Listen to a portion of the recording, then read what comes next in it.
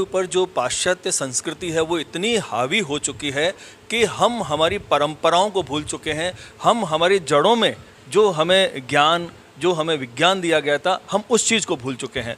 और ये मैं इस कार्यक्रम के माध्यम से कहना चाहूँगा कि जो भी व्यक्ति अगर अपनी जड़ों को भूल जाता है तो वो इस तरह पत्तों की तरह बिखर जाता है कि उनको संभालने वाला कोई नहीं मिलता है।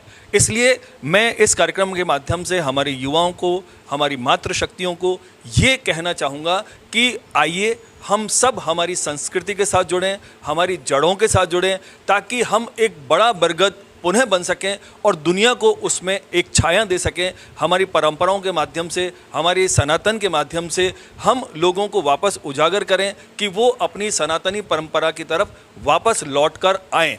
क्योंकि मंदिरों की अगर हम बात करते हैं तो लगातार मंदिरों में वही सिखाया जाता था। आज से अगर हम 25-30 साल पहले जाएं तो मंदिरों में पूर्ण रूप से पोशाक, जो भारतीय संस्कृति की पोशाक होती थी और जो हमारी सनातन संस्कृति की जो वस्त्र होते थे वही पहनकर हमारे बुजुर्ग लोग जाया करते थे। लेकिन जिस तरह धीरे धीरे पाश्चात्य ज्ञान हमारे पास आया है, लोगों के ऊपर हावी हुआ है, उसी तरह से हम पिछड़ते जा रहे हैं। और माताओं को तो हमने हर शक्ति के रूप में जाना है। अगर आपको लक्ष्मी चाहिए होती है तो हम कहते हैं कि या देवी सर्वभूतेषु लक्ष्मी रूपेण संस्थिता नमस्तस्यै नमस्तस्यै नमस्तस्यै नमो नमः। या देवी सर्वभूतेषु शक्ति रूपेण संस्थिता। अगर हमको शक्ति चाहिए होती है तो हम देवी की शरण जाते हैं। लक्ष्मी चाहिए होती है, सरस्वती चाहिए होती है, ज्ञान चाहिए, यानी कि जीवन में हमको कुछ भी प्राप्त करना होता है तो हम हमारी मातृशक्ति के चरणों में जाकर, हमारी मातृशक्ति के साथ खड़े होकर उनसे ये आशीर्वाद प्राप्त करते हैं कि हमको शक्ति दे, हमको ज्ञान दे,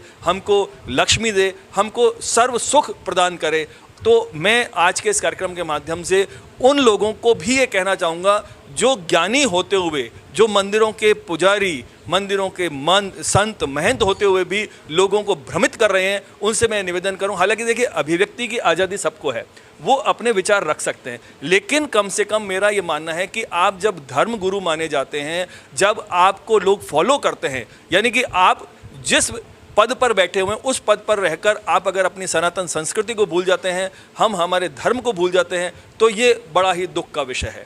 तो मैं उनसे भी ये निवेदन करना चाहूँगा और समस्त हमारे युवा साथियों से, महिलाओं से, पुरुषों से यही कहना चाहूँगा कि अब वापस लौटने का समय आ गया है। अपने धर्म, अपने सनातन संस्कृति की ओर वापस लौटें और अपने जीवन को समृद्ध करते हुए राष्ट्र को समृद्ध बनाएं और विश्व में एक शांति का संदेश जारी करें।